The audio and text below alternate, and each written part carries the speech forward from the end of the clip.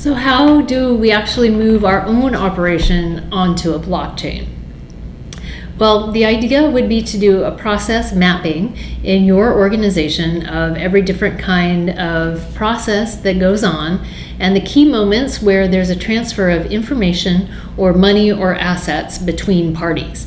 And any kind of transfer point, a coupling point between two parties on a network, is a potential moment for blockchain logging and automation.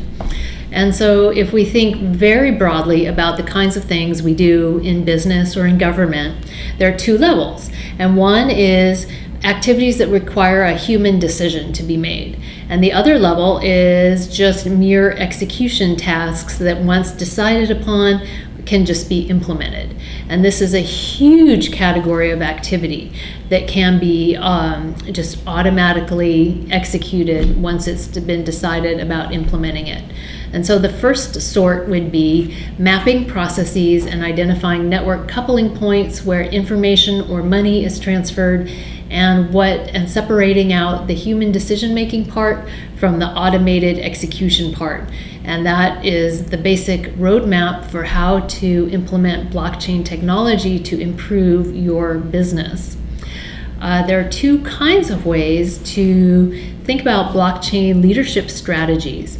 And one is that blockchains are by nature an EDI, a VPN, a way of connecting other parties in your supply chain, in your industry. And so one way of showing leadership would be to start or join the blockchain consortium in your industry, in energy trading, in real estate document management, in whatever your industry is. And so there are probably starting to be specific industry applications for your industry, and the leadership edge can be in maintaining and joining a blockchain consortium. The second kind of thing you might consider is offering client-facing blockchain applications.